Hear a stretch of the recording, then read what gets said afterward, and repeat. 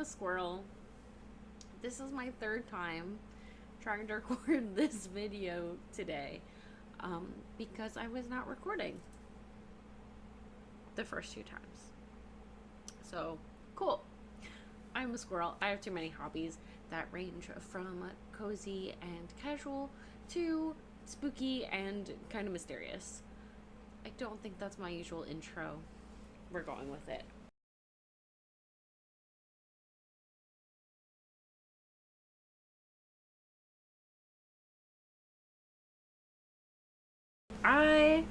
As I was saying before I realized I was not recording, also, I'm so sad because in the first take of this, co-host Jackson was cuddling, like, so cute. Sadness. Anyway, co-host Jackson does respond to bribes, so. Anyway, as I was saying, before I realized I was not filming, and, thankfully I did. I just got off work, and I came home and was like, ooh, I should edit that video that I filmed on spring break before the semester kind of blew up, and I spent more time just like stress knitting and frantically studying and getting stuff done. Oh, you got schmutz. I'm such a Jewish mom. He has schmutz on his face. Get the schmutzies off. Okay. But yeah, so I was gonna edit the video. And then I was like, well, I've done a lot of knitting, so like maybe I should like update everything and like splice in the old footage and the new footage. I'm not sure how that's gonna work. And like I said, I've done a lot of stress knitting, so I think we're just gonna do like an old-fashioned kind of podcast. I don't have a lot of notes, so we're just gonna kind of talk about stuff as I want to, and we're going to talk about my whips. I don't have a finished object, but we'll talk about whips. Maybe some plans. We'll just, we'll get into it. So before I get too busy rambling, we are going to pull a tarot card. And I pulled this deck from the back of my stash. So I have not worked with it a lot. So we can tell because the bag is on there. Okay. So this is the Octopus Tarot by Luna Charlotte. And I'm pretty sure I backed this one. Oh yeah, I definitely backed this one on Kickstarter. Because, oh my goodness, look. I don't know if you'll see. Oh yeah, you can. Look how beautiful that is. And it's on the back too. Yeah, this is probably why I haven't worked with this deck, is it's freaking stunning with holographics. And the more you shuffle cards with edging like this, especially if you riffle shuffle instead of hand over hand, the more the gilding gets like messed up. All right, deep breath in, deep breath out. I'm going to see what message the octopus has for us today.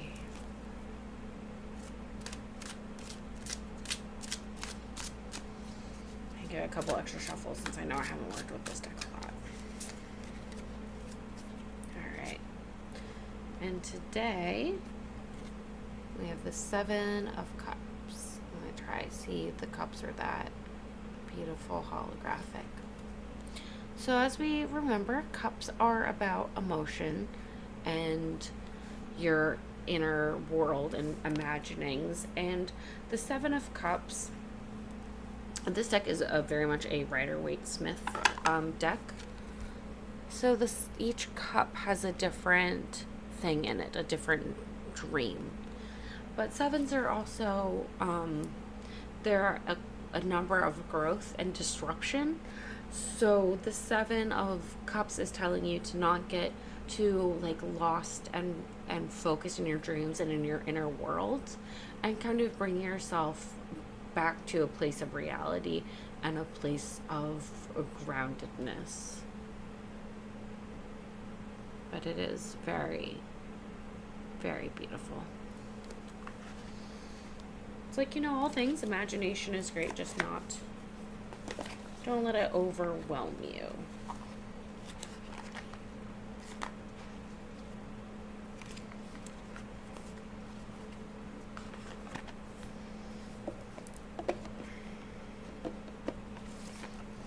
actually going to leave this deck out because I think I'm going to try and to work with it a little more as we go into the summer. I don't know about anywhere else, but here in Florida, it's been really toasty. It has been feeling the summer weather, and in a lot of places in the United States, or at least other places I've lived in the United States in the summer, I want to go out and do stuff because in the winter I'm like stuck inside. In Florida, it's the opposite. I want to stay inside in the AC, sip on my wine, and knit, and that is like my like hibernation time in the summer. And I'm also like really productive because it's lighter, later, and you know, the sunlight kind of like keeps me up and motivated to work on stuff. So we're going to talk about what I've been working on. Let's start with the most exciting thing. So she's off the needles for now. We'll talk about it. So this is, oh my god, this is the Neve cardigan by Emily Green. It is a bottom-up raglan construction that's worked in pieces. And the last time you saw this, I think I was working on the sleeves. But everything is done. I'm done knitting. So, and I have most of it seamed up. Oh, and I am working this in Treehouse Knits Yaki silk base in The Man Who Opened the Door. And I have most of it seamed together. It's beautiful. Except for this sleeve.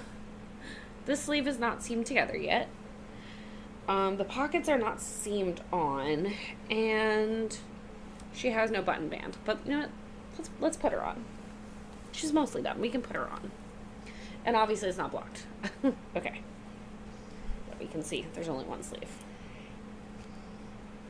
Okay, because there's no button band. Ugh. Yeah, it's a little awkward because there's no button band, so I'm not quite sure really where the neck is supposed to be. But this is a fingering weight sweater. It's pretty long. Like I said, there are pockets that I have not tacked down yet. But I am really happy with so far with how this fits. I do think kind of the weirdness around here is going to be remedied by doing the button band and also by blocking, because this is all done in a 2x2 rib. So there is, you know, she can stretch for a while, and I think once I block her, you'll really be able to see this beautiful design kind of Dorvan. I didn't seam up, so in the directions you seam everything up all together, but I did leave at the bottom. I did leave this little open, so it's like it's not really split hem. It's just kind of a little vent. Mostly to accommodate for my hips, so it wasn't so like stuck together at the bottom.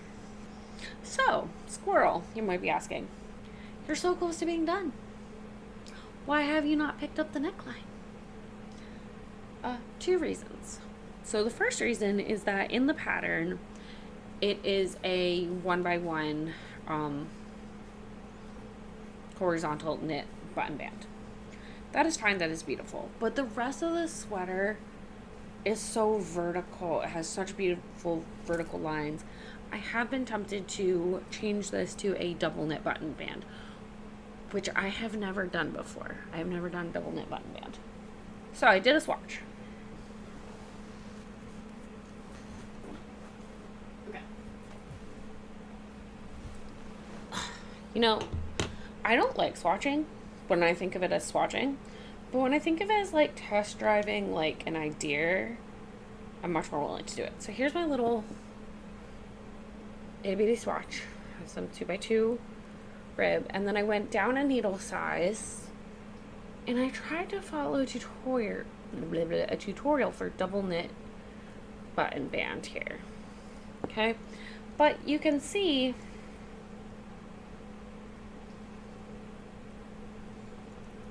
can you see? I'm pretty sure, yeah. So this is my cast on edge, and it doesn't like match up.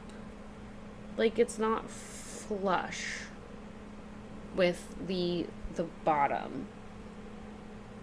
So I'm not entirely sure what I did there. And I also think it might be waving a little bit.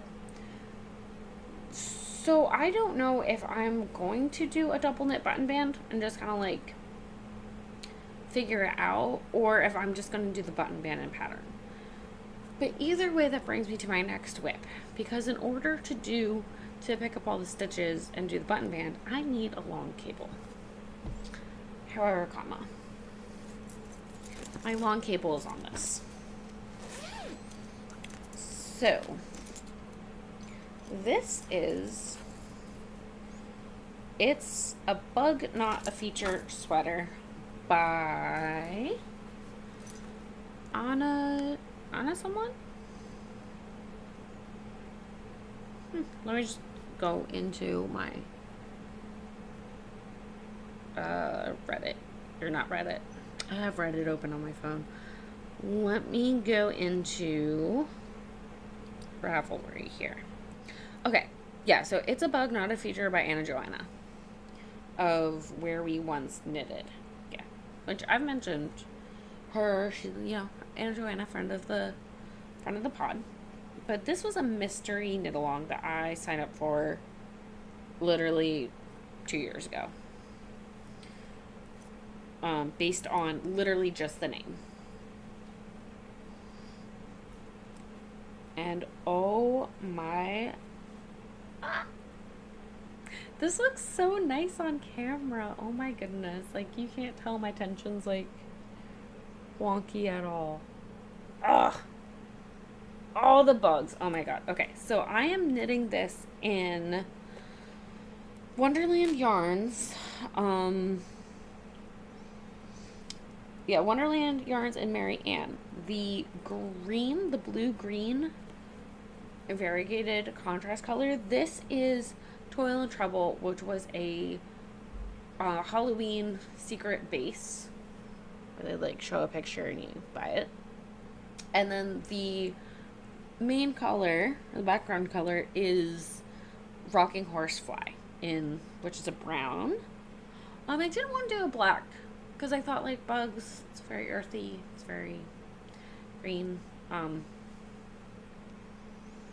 And I know I have a lot of black and I wear a lot of black in my wardrobe, but honestly, I'm kind of like a soft autumn, so these like dark browns kind of do look better on me. But this is why I cannot do the neckline of the Neve sweater quite yet, is because I have both my arms of this on hold on my very long cable, because so I said this green color was like a special colorway. So I have 2 skeins of the green. I have this, and then I have another ball I have not tapped into yet. I'm getting closer on Rocking Horsefly. So the plan for this is to knit the body until I run out of this green color. And then after I do that, get closer. It's so much more vibrant. Like the lighting I have in my house is terrible, but this is like neon greens, grassy greens, teals, some black speckling. It's beautiful. But I only have 2 skeins of this. So I'm going to knit until I'm done with this skein. And then I'm going to do the sleeves. I'm going to skein up my other skein of that, split it into 2. And I'm going to knit the sleeves 2 at a time, which is why I need them on this long cable. Until either they're done or I'm out of that yarn. Because then what I think will happen is if I like knit the body, because the body's like, you know, we're getting there. And she said like you only knit this butterfly motif like 2 times, and I've done it 1 time, so I only have another time to do it. So basically I'm trying to move this green color down until like the ends, so like the bottom of the sleeves and the bottom of the body if I'm going to run out, because then I can get another color that'll, or maybe go through my stash and find another color that'll go with this. It'd be cool, like a dark, either a darker green or a darker blue, to do like the bottoms of everything, and then it'll all kind of blend together. Allegedly, I should have enough yarn to finish all of this, but because I can't get any more of the contrast color, that is my plan of the contrast for the contrast color. But well, the stag beetles in the middle. I'm so excited.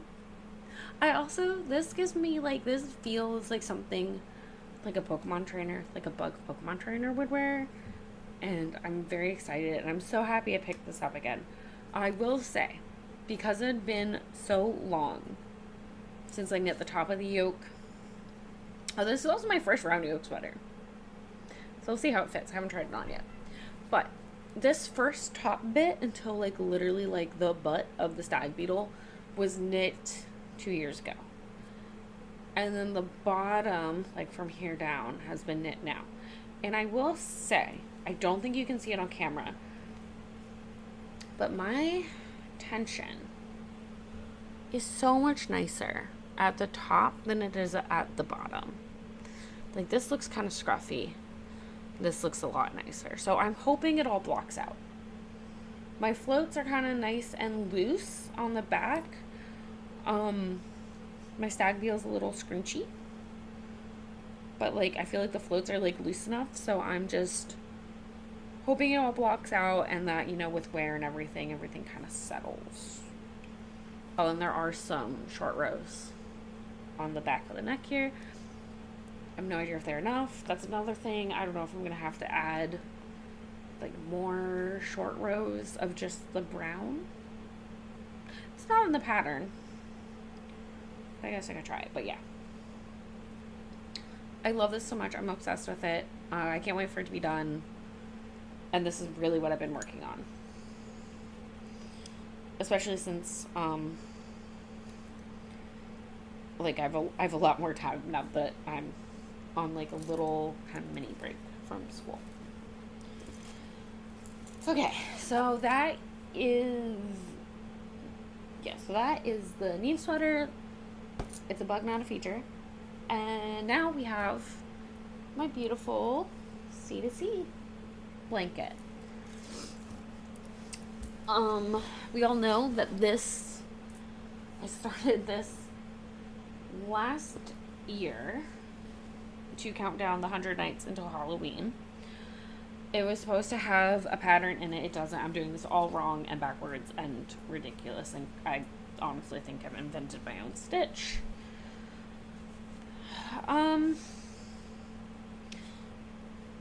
Oh, here's where I was the last time y'all saw me. And this is how much we've expanded.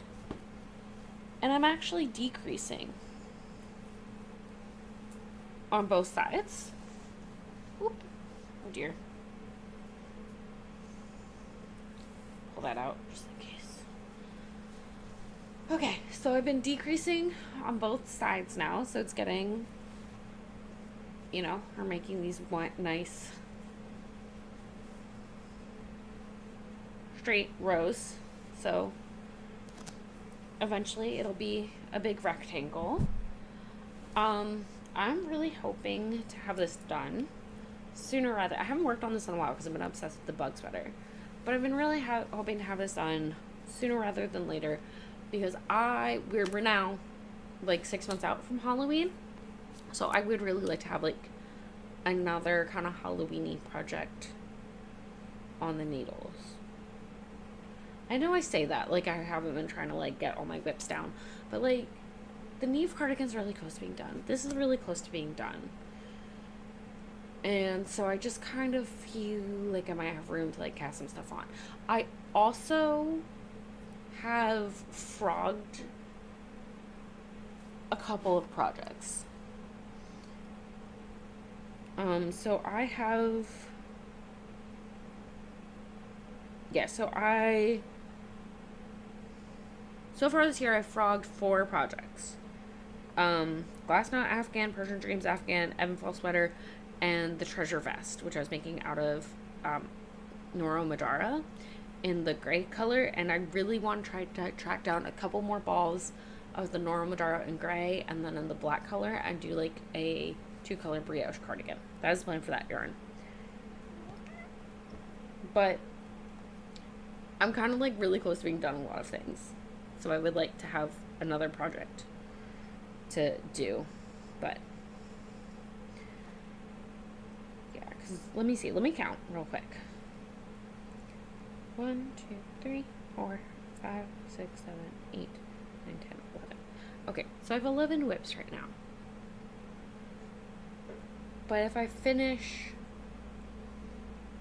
the 100 Nights of Hollow, like the C2C blanket, the Neve cardigan, and the It's a Bug Not a Feature sweater, then I'll be down to what, like 8? So then I can cast another one on, right? Right? No, I'm probably shouldn't cast anything on.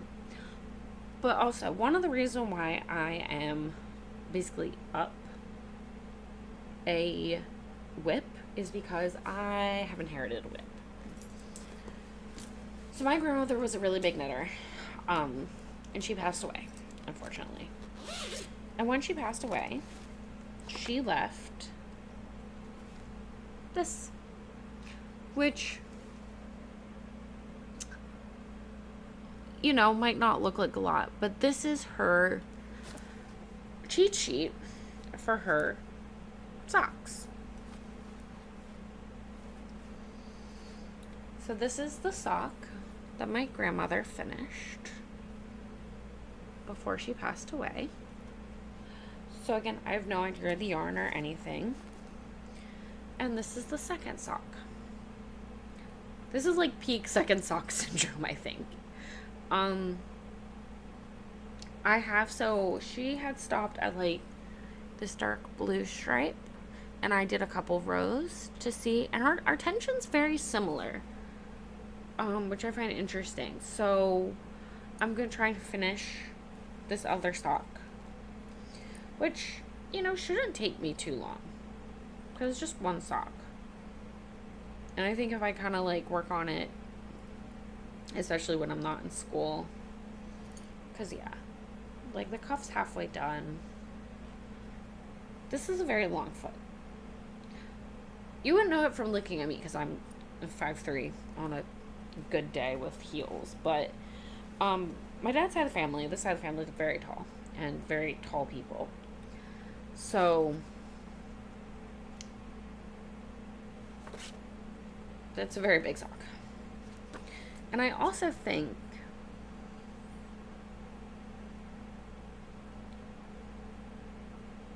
yeah, it says on the back, cast on 50, knit 3, burl 2 for 2 inches. I think that's what the cuff is. Yeah, because she has like different cast on. So like if she casts on 60, she's 30 stitches for the heel. So it's going to take a little bit of doing, but I'm very excited. And I also think I'm going to frame this after I'm done this pair of socks. I might take a picture for reference if her numbers and my numbers like work out to be the same.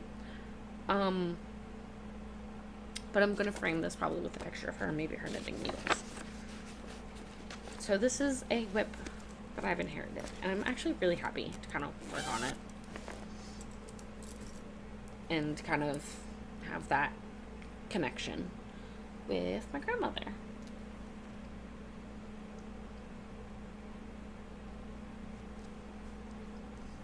That's actually, as an aside, part of the reason why I say I've been knitting forever, is because I learned how to knit for the first time when I was like around 10, and kind of just been knitting like off and on. And most of the people in my life either like knit or crochet or sew or quilt or, you know, some crafty thing like that. So I come by it very honestly, and that's why it feels like I've been knitting forever, even though I don't have a lot of stuff to show for it through like moves and this, that, and the other. All right. So that is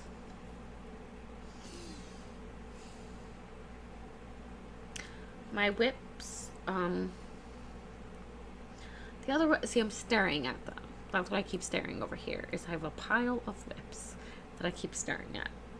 But I don't think I'm going to pull them all out to show. I think we're just going to kind of, because honestly that sounds overwhelming. So I think we're just going to kind of like keep working through, and as I start working on stuff, I will show it. But I do have, let me get it. Hang on. Hold please. Okay, I'm back. Okay. So, a hobby that I've not quite talked about, that I should probably do an chat about, that I have, is I love poison plants. My legs are covered in tattoos of poison plants. I have several books about poison plants. I love learning about them. I try to grow them, but I have like the worst black thumb known to man. But I love poison plants. I want to go to a poison garden. I love it. So this sock set, or yarn set, is from Fangirl Fibers, and it was another like mystery Halloween set. I forget even when this was released, but the colors, and it was kind of pitched as like gothic garden poisonous plants. I'm like, I love it. I'm here for it. I love it so much. So the colors are gothic garden, which is a really dark purple, like pretty much a semi-solid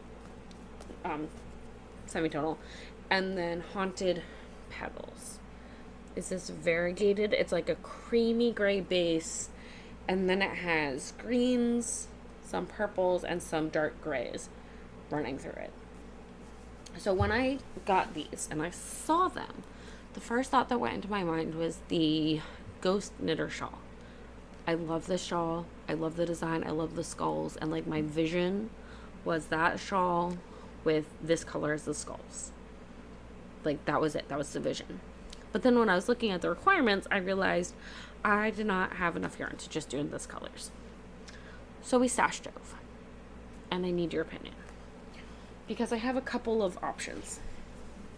So the first option is I have this Emma's yarn Hella Hank, and this is in the color September 21.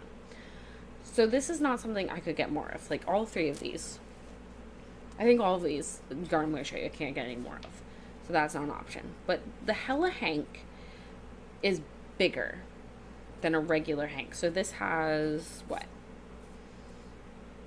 Yeah, so this has 600 yards and is 150 grams. Whereas these are 100 grams each and 400 yards. So, my first thought is to do the stripes in the green and the purple, and then the skulls again in the white. So that's option A.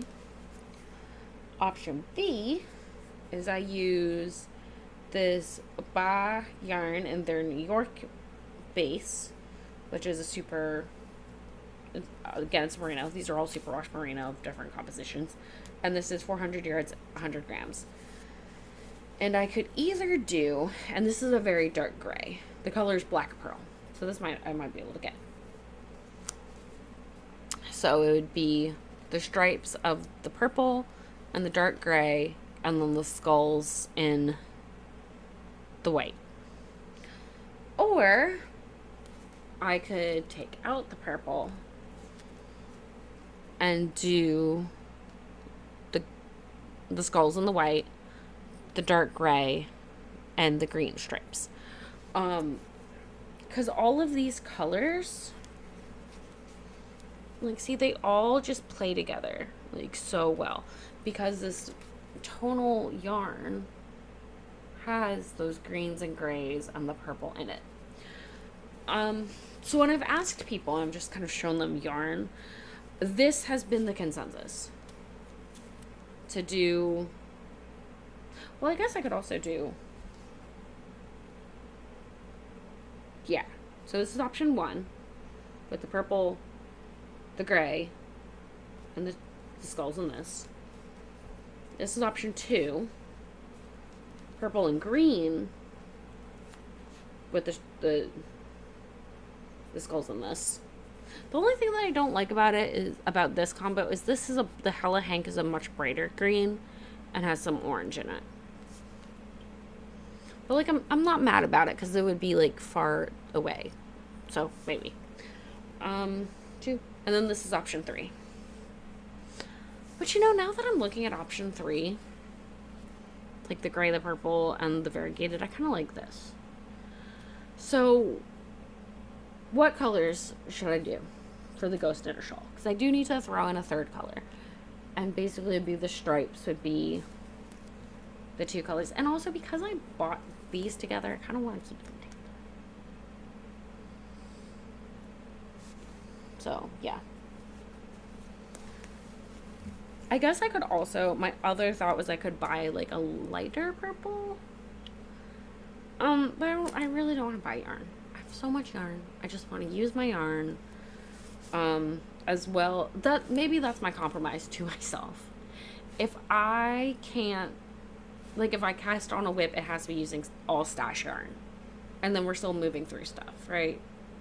But I'm not trying to buy yarn for a knit project. But I really want this to be like a Halloween cast on and like have it done for Halloween. But this would be another thing that I would need a long cable for. So maybe I just need to buy like 2 long cables and say fuck it. And just buy the long cables and like work on more projects at once. I don't know what to do. Let me know what I should do. Leave your comments down below. Because I really think that's going to be the next thing like I cast on. And just because skulls and poison plants and the whole vibe. It's a whole thing. I will also say that living in Florida, shawls are really, really nice because it is freezing. And it's not even freezing like outside. It's people have their AC turned up to like 60 billion. And that's what makes it freezing. So it's nice if you're wearing like t-shirt and shorts and to go into like Winn-Dixie. Or well, it's not Winn-Dixie anymore. It got bought out by Aldi. But yeah, you have to go into the grocery store. It's nice to have a shawl to just kind of throw on as a layer. I very much like it, and it's witchy. It's like the very witchy aesthetic. We're leaning into these witchy, hippie, weirdo vibes. If you couldn't tell by like the tarot cards and the chaos. All right, so let's talk books. Should we talk books? I've been in a reading slump. I have started like 6 books. I've not finished anything. It's really frustrating. I have watched a lot of, it's a show Stitchers. It was on Freeform. I'm rewatching it on Hulu, because it is very silly and teeny boppery, and I don't have to think too much about it, which is nice. I think I'm just trying to give my brain like a break to chill and maybe work on some harder projects. Because like the color work is like mildly engaging, more so than the CZ blanket. So, Slancha. I think I said Slancha the first time I was recording, and I don't remember I said it, like, in this recording.